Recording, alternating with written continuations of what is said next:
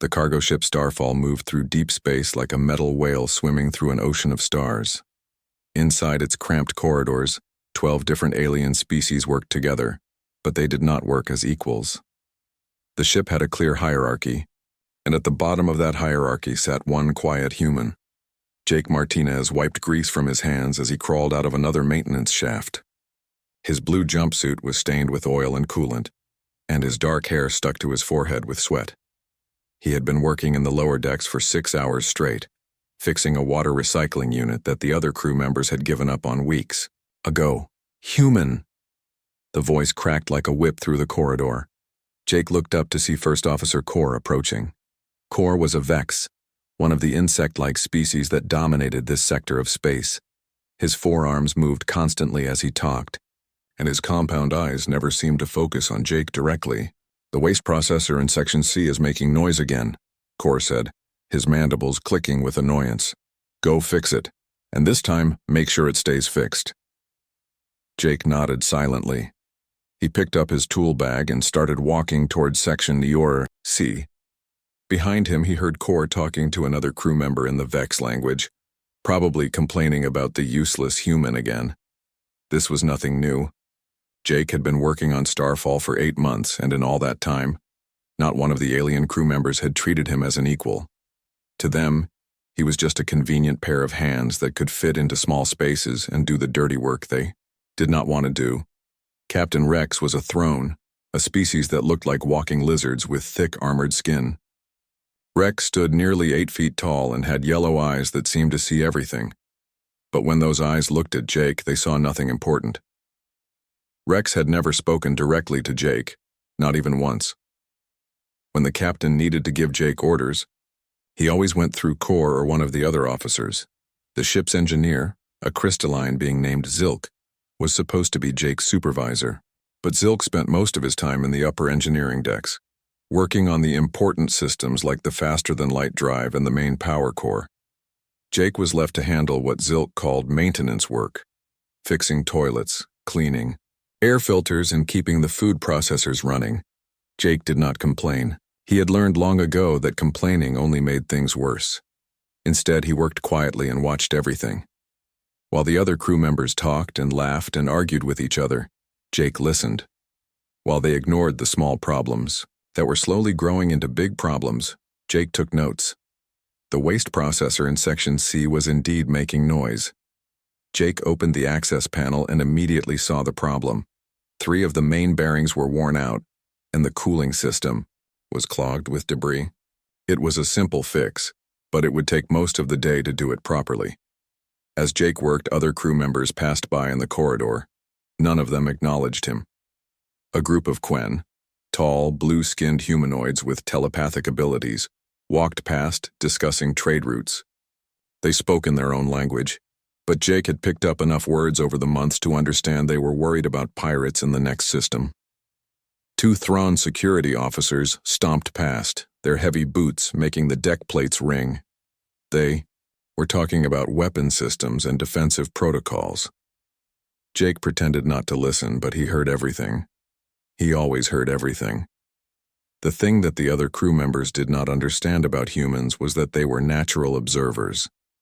While other species focused on their own specialties, humans had evolved to notice patterns, to see how different systems connected to each other, to understand the big picture by watching all the small details.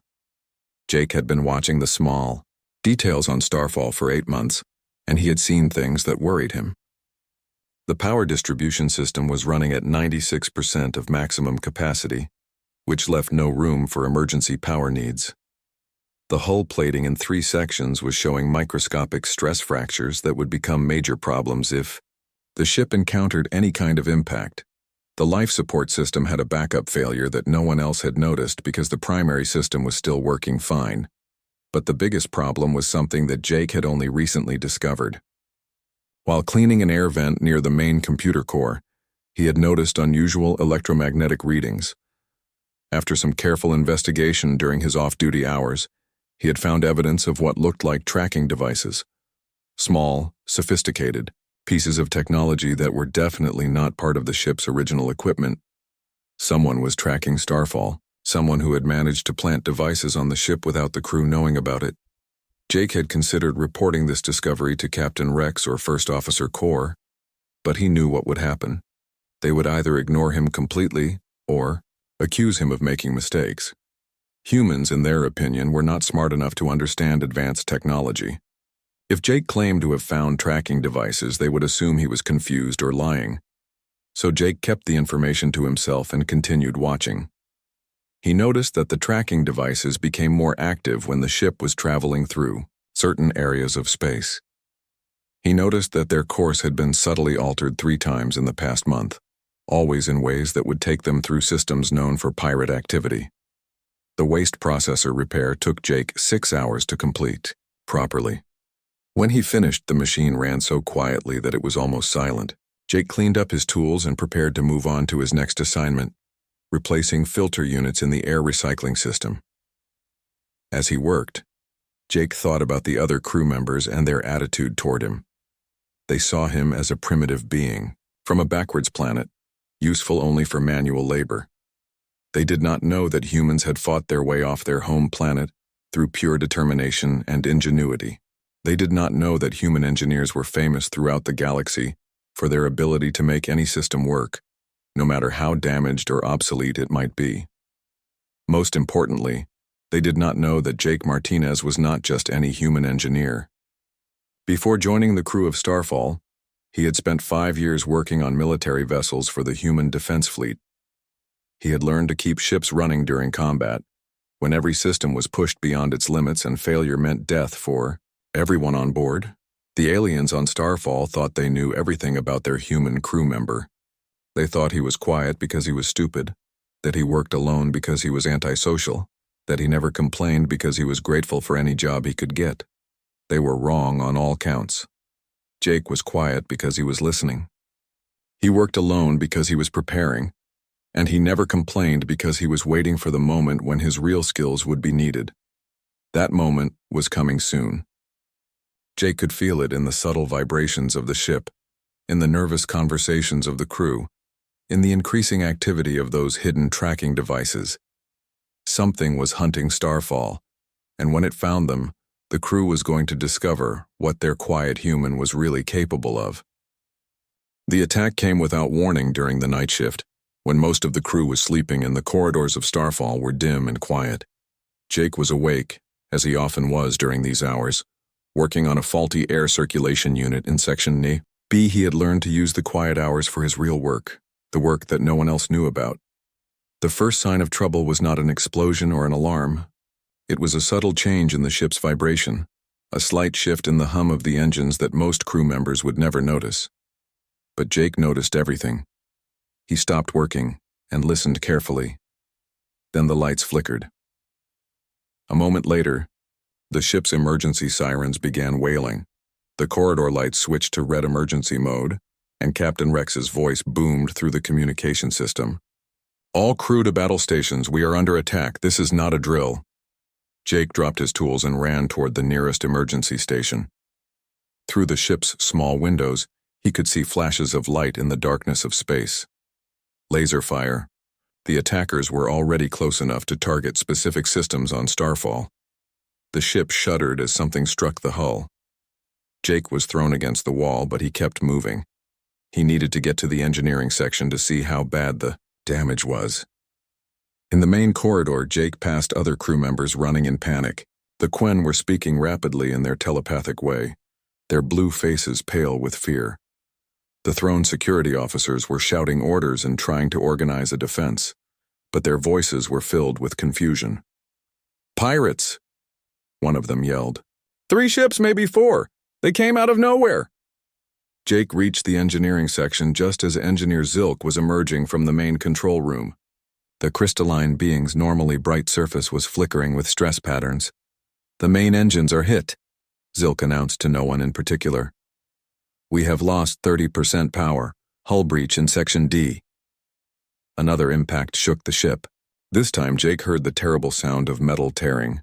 Somewhere on Starfall, the hull was being ripped open. First Officer Core appeared in the corridor, his forearms waving frantically. "Zilk, what is our status? Can we escape?" Negative.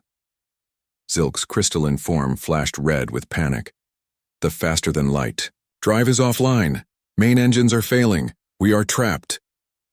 Jake watched the chaos around him and felt a cold understanding settle in his mind. This was not a random pirate attack. The attackers knew exactly where to hit Starfall to disable her quickly. They knew the ship's weak points, her system layouts, her defensive capabilities. The tracking devices Jake had discovered were not just for following the ship. They had been gathering detailed information about Starfall systems and transmitting that data to the attackers. The pirates had complete technical specifications for their target. Hull breach in Section C. Someone shouted over the communication system. We are losing atmosphere fast. The ship shuddered again, and this time Jake heard a new sound. The high-pitched whistle of air escaping into space. Starfall was not just being attacked. She was beginning to bleed. Captain Rex's voice came through the speakers again, but now it sounded strained and desperate. All crew to emergency positions, prepare for possible evacuation. Jake ran toward Section C to assess the hull breach himself. The corridor was filled with emergency foam that the automated systems had sprayed to try to seal the leak, but Jake could see that it was not working. The breach was too large and the foam was being sucked out into space as fast as it was applied. Is no use. Engineer Zilk appeared beside Jake, his crystalline surface now dark with despair. The breach is too big to seal. We have maybe 2 hours before we lose too much atmosphere to survive. Jake looked at the breach more carefully. It was a clean cut, made by military-grade laser weapons. The edges were smooth and the damage was precise. These were not ordinary pirates using scavenged weapons. These were professionals with advanced equipment. What about emergency repairs? Jake asked. Zilk made a dismissive gesture with one of his crystalline appendages. Impossible. We would need to shut down life support to several sections, and we do not have the materials for a proper seal. The breach is too close to critical systems. Another explosion rocked the ship. This time, the lights went out completely for several seconds before the emergency power kicked in. When the lights returned, they were dimmer than before. That was the power core. Zilk's voice was filled with terror. They hit the main power core. Jake felt the deck plates under his feet growing warm. That was not a good sign. The power core used contained fusion reactions to generate energy, and if the containment systems were damaged, the core would begin to overheat. How long do we have?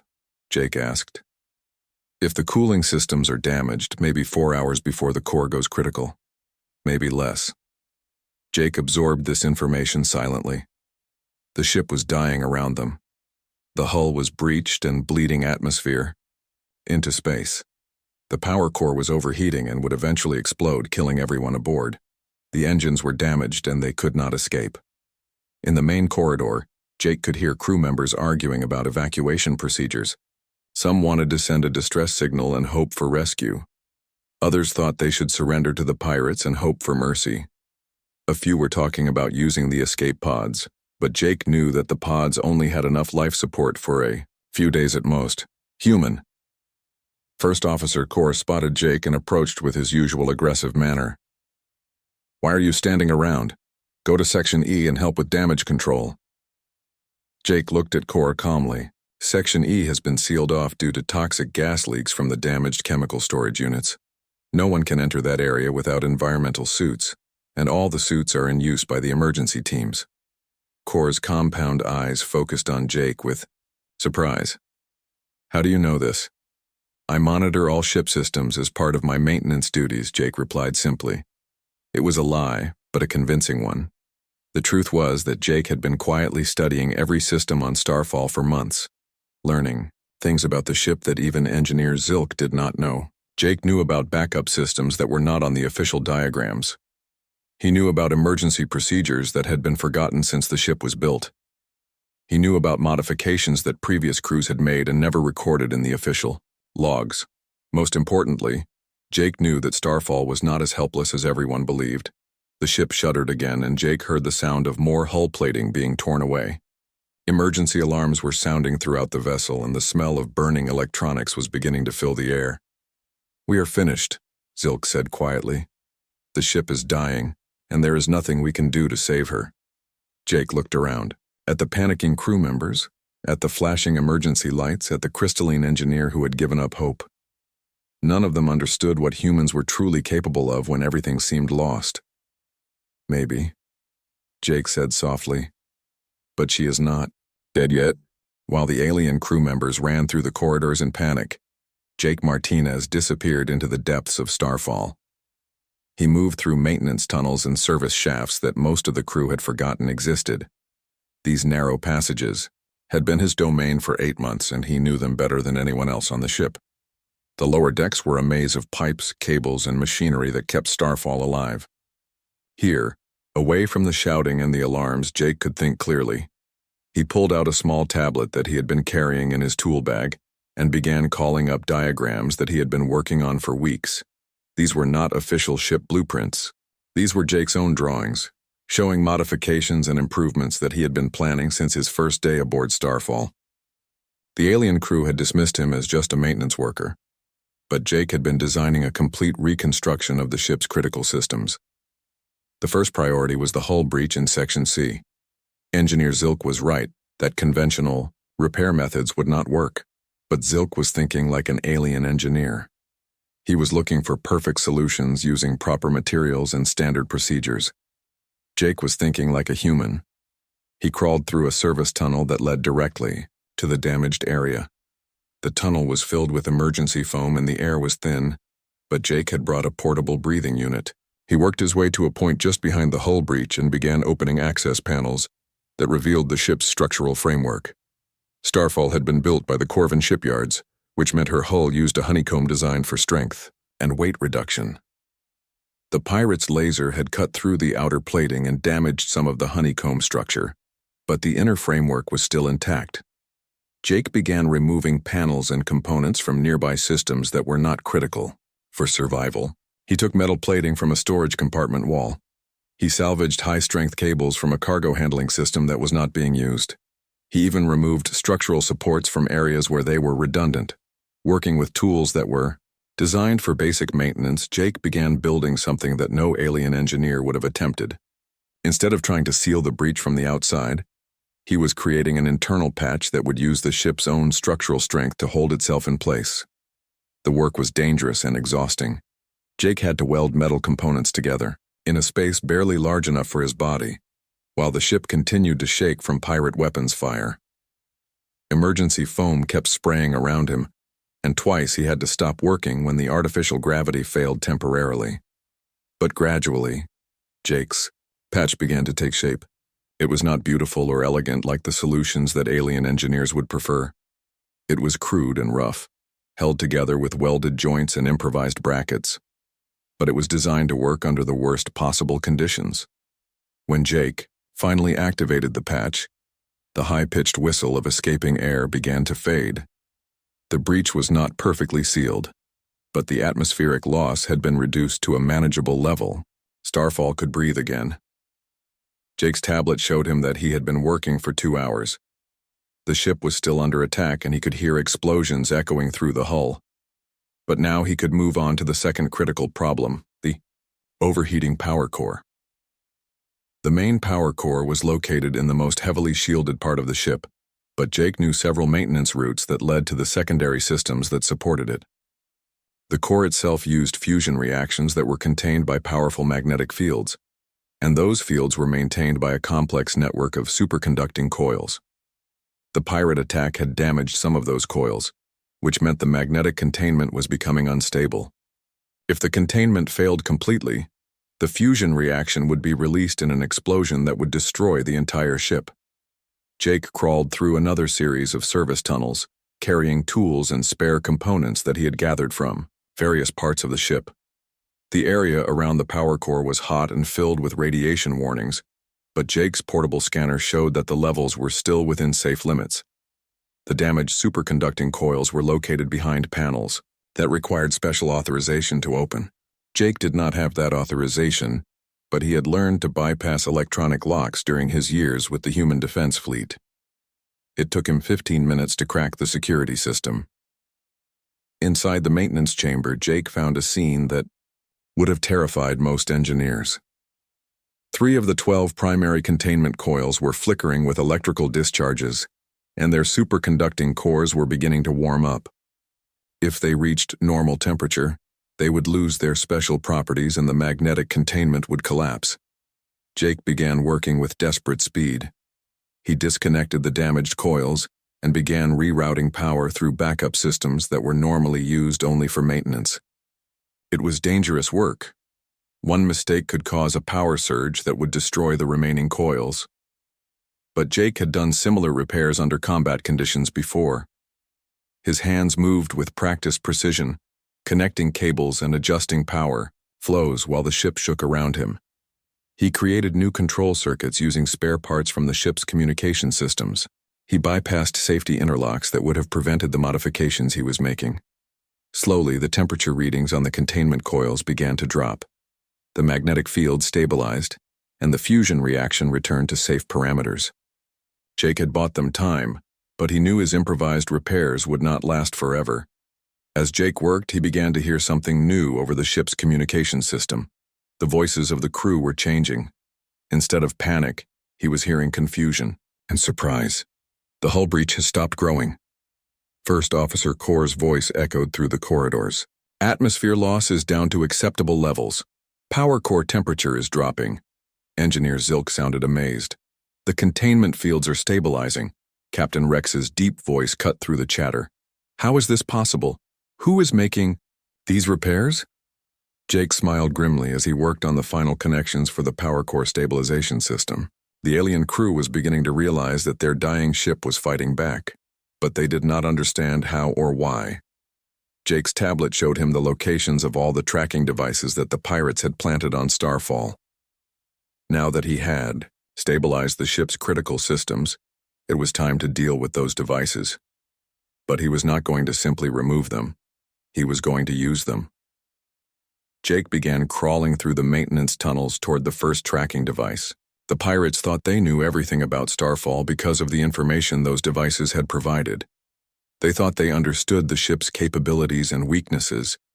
They were about to learn that they had been monitoring the wrong human. The tracking devices were sophisticated pieces of technology, but they were designed to be passive observers. They were not designed to handle the kind of signal modifications that Jake had learned during his military service. By the time he finished with them, those devices would be sending very different information to the pirate ships. Information that would make the pirates think Starfall was something she had never been before, something dangerous. The pirate commander aboard the lead attack vessel, Bloodfang, studied the sensor readings with growing confusion. For the past hour, the cargo ship Starfall had been behaving in ways that made no sense. Captain Vex, his sensor operator, called out, "The target ship has stopped losing atmosphere. The hull breach appears to be sealed." Captain Vex was a scarred veteran of dozens of raids. His species, the Crawl, were natural predators who had turned piracy into an art form. He had been tracking Starfall for weeks using the spy devices his team had planted during the ship's last port visit. "Impossible," Vex growled. "Our intelligence shows they do not have the materials or expertise for major hull repairs. Continue monitoring." But the sensor readings continued to show impossible things. The cargo ship's power core, which should have been in critical failure by now, was somehow stabilizing. Emergency systems that had been offline were coming back to life. Most disturbing of all, the ship was beginning to maneuver again. "Sir," the weapons officer reported, "the target is changing course. They are not running away. They appear to be positioning themselves." Captain Vex studied the tactical display. Starfall was indeed moving, but not in the direction of escape. Instead, the cargo ship was turning to face the pirate vessels directly. It made no sense. Cargo ships did not fight back against military raiders. "Open fire on their engines," Vex ordered. "Disable them before they can do whatever they are planning." The pirate ships launched another coordinated attack, sending laser fire and missiles toward Starfall's engine section. But this time, something was different.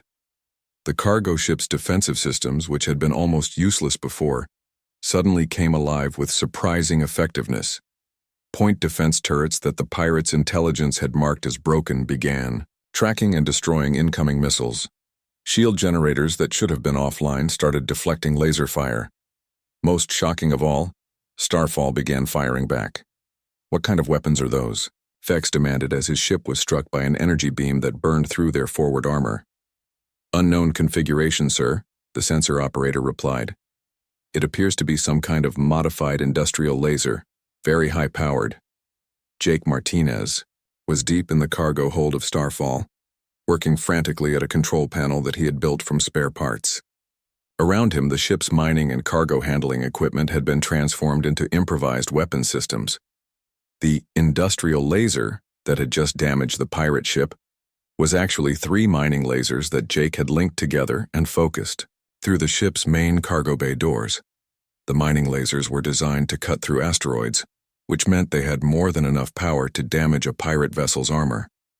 The defensive systems that were destroying pirate missiles were actually the ship's automated cargo handling arms, reprogrammed to track and intercept incoming projectiles. Jake had turned Starfall's loading dock into a weapons platform. "Jake!" First Officer Kor's voice came through the communications system. For the first time since Jake had known him, Kor did not sound arrogant or dismissive. He sounded desperate. "Jake, we know you are doing something down there. The crew needs to know what is happening." Jake ignored the communication and continued working. He was linking the ship's main computer to the modified tracking devices that the pirates had planted throughout Starfall. But instead of sending information to the pirates, Jake was using those devices to hack into the pirates' own computer systems. The tracking devices were sophisticated technology, but they had been designed to be undetectable, not secure. Jake was able to use them as entry points into the pirate ship's networks. Within minutes, he had access to their navigation systems, their weapons targeting computers, and their internal communications. Captain Vex was still trying to understand what was happening to his carefully planned raid when his ship's alarms began sounding. "Sir, we have computer malfunctions throughout the ship," his technical officer reported. "Our weapons targeting is offline. Navigation is showing false readings." "How is this possible?" Vex roared. "We are attacking a cargo ship." "Sir," the communications officer interrupted. "I am receiving a transmission from the target vessel. It is addressed to you personally." On the main screen, Jake Martinez appeared. He was sitting calmly in what looked like Starfall's cargo hold, surrounded by improvised electronics and control panels. His quiet voice was steady and clear. "Captain, Vex of the Bloodfang," Jake said, looking directly into the camera. "My name is Jake Martinez, Chief Engineer of the merchant vessel Starfall. I believe you have been trying to destroy my ship." Vex stared at the screen in disbelief. "A human? You are just a human maintenance worker. Our intelligence files show you as irrelevant crew." Jake smiled, and for the first time his expression was not gentle or submissive. It was the smile of a predator who had been underestimated by his prey. "Your intelligence files are incomplete," Jake said. "Before joining Starfall, I served 5 years as a combat engineer with the Human Defense Fleet.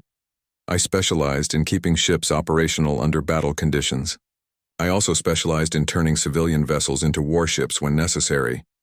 "Impossible," Vex snarled. "Humans are a primitive species. You lack the technology for serious combat." "You are right," Jake agreed. "We do not have your advanced technology, but we have something else. We have the ability to make anything work, using whatever materials are available." As if to demonstrate his point, Jake activated another of his improvised weapon systems. The cargo ship's main loading crane, which had been modified with additional power systems and targeting computers, swung toward the second pirate vessel and fired a magnetic pulse that disabled their engines. "You see," Jake continued conversationally, "your mistake was thinking that advanced technology makes you superior. But technology is only as good as the person using it. And you have been using your technology to fight a species that has survived by making broken things work better than new things." The third pirate ship tried to retreat, but Jake had anticipated this move. Using the access he had gained through the tracking devices, he activated the ship's emergency systems, convincing their computer that the life support was failing. The pirate crew was forced to shut down their engines and focus on what they thought was a critical emergency. Captain Vex watched his perfectly planned raid falling apart around him. Two of his ships were disabled and his own vessel was barely functional due to the computer infiltration. "This is not possible," he whispered. "You are just one human." Jake's expression became completely serious. "Captain, you spent weeks studying this ship and its crew. You learned about our weapons, our defenses, our standard procedures, but you made one critical error." "What error?" "You assumed that the quiet human in the corner was not worth paying attention to. You assumed that because I did not boast about my abilities, I did not have any abilities worth mentioning." Jake leaned forward, and his voice became cold and hard. "You forgot the most important rule about humans, Captain. We are at our most dangerous when you think we are helpless." The screen went dark, leaving Captain Vex staring at his own reflection in the black display. Around him, his ship continued to malfunction as Jake's electronic infiltration spread through every system. For the first time in his career as a pirate, Captain Vex realized that he was no longer the hunter. He had become the prey. 3 hours after the pirate attack began, Starfall drifted through space surrounded by the wreckage of 3 disabled raider vessels. The cargo ship's hull was scarred and blackened, but she was alive. More than alive. She had become something that no one, including her own crew, had thought possible. Captain Rex stood in the main corridor, staring at a damage report that made no sense to him. According to the ship's sensors, they should all be dead. The hull breach should have killed them from oxygen loss. The power core should have exploded and vaporized the entire vessel. The pirate attack should have been over in 30 minutes with complete destruction of Starfall. Instead, they were not only alive, but victorious. "Captain," First Officer Core approached with his usual clicking gait, but his manner was completely different from before. The arrogance was gone, replaced by something that looked like respect mixed with fear. "The human, Jake, he is requesting permission to come to the bridge." Captain Rex looked at his first officer with yellow eyes that were filled with confusion. "The human is requesting permission? Since when does maintenance crew request permission for anything?" "Since he saved all our lives," Core replied quietly. "Captain, we need to talk to him. We need to understand what happened here."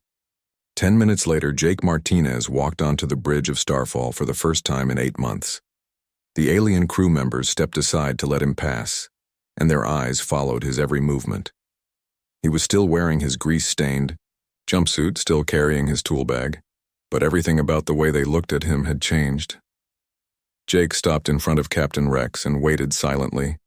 Even now, after everything that had happened, he did not presume to speak first to the ship's commander.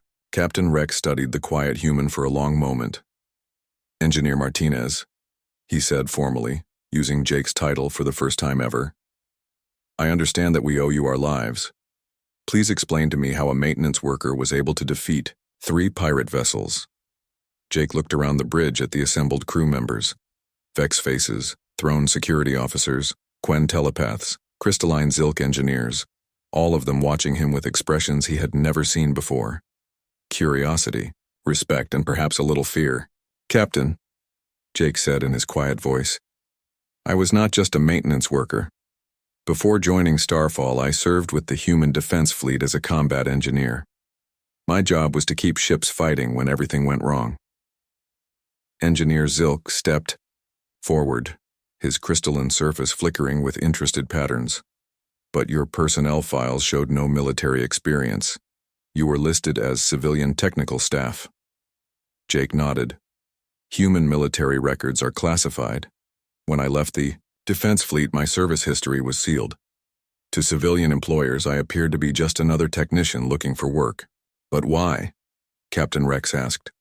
"Why did you not tell us about your real qualifications?" For the first time since entering the bridge, Jake smiled. It was not a bitter smile or an angry one. It was the gentle smile of someone who understood more than others realized. "Captain, would you have believed me? If a human maintenance worker had claimed to be a military engineer, would you have taken him seriously? Or would you have assumed he was lying to make himself seem more important?" The bridge fell silent. Every crew member knew the answer to that question. "You saw me as a primitive being from a backwards planet," Jake continued. "You gave me the jobs that no one else wanted to do, and you never asked what I was capable of. So I watched and I learned and I prepared. Prepared for what? Kor asked. For the moment when you would need me to be more than just a maintenance worker. Jake pulled out his tablet and activated a display that showed the ship's current status. While you were focused on the obvious systems, engines, weapons, shields, I was studying everything else. I mapped every power conduit, every backup system, every redundant pathway in Starfall's design. The display showed a complex diagram of interconnected systems that none of the alien crew members had ever seen before. When the pirates attacked, they targeted the systems they knew about from their spy devices. But they did not know about the modifications I had been planning. They did not know that a human engineer could turn a cargo ship into a warship using nothing but spare parts and ingenuity. Captain Rex studied the diagram with growing amazement. You turned our mining lasers into weapons? Mining lasers are designed to cut through asteroids. Pirate armor is much softer than asteroid rock. You used our cargo handling systems as missile defense? The automated loading arms have excellent tracking capabilities. It was simple to reprogram them to intercept incoming projectiles instead of moving cargo containers. Engineer Zilk's surface brightened with understanding. The computer infiltration of the pirate ships. You used their own spy devices against them? Jake nodded. The tracking devices they planted were designed to send information out, but they could also receive information. I used them as access points to hack into their systems. Their own spy network became the weapon that defeated them. First Officer Kor made a gesture of respect that Jake had never seen him use before. How did you know there would be an attack? I discovered the tracking devices weeks ago. I noticed that our course had been altered to take us through systems known for pirate activity. It was obvious that someone was setting us up for an ambush. Why did you not report this? Captain Rex demanded. Jake looked at the captain with calm eyes. Would you have believed me? A human maintenance worker claiming to have discovered a sophisticated spy network that your own security officers had missed? Or would you have assumed I was making mistakes? Again, the bridge fell silent. Jake continued speaking in his quiet, steady voice. For 8 months, you treated me as if I was invisible. You gave me orders without explanations. You ignored my suggestions, and you never asked for my opinions. You saw me as a tool to be used, not as a crew member to be valued. But you saved us anyway, Captain Rex said slowly. Of course I did. You are my crewmates. When the ship was in danger, I did what I was trained to do. I kept her fighting. The captain looked around at his officers, and Jake could see the understanding dawning in their eyes. They had dismissed the quiet human as irrelevant, but he had been the one person on the ship who was truly prepared for disaster. Engineer Martinez, Captain Rex said formally, I apologize for the way you have been treated.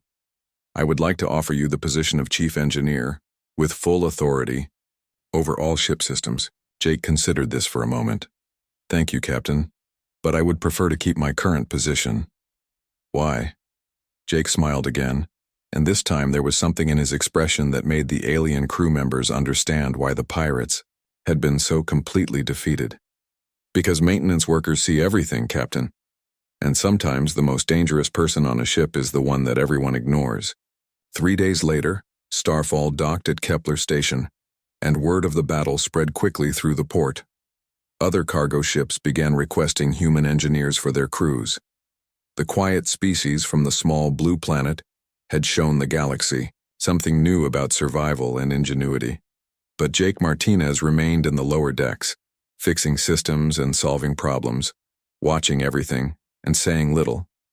The difference was that now, when he spoke, everyone listened, and the galaxy was never quite the same.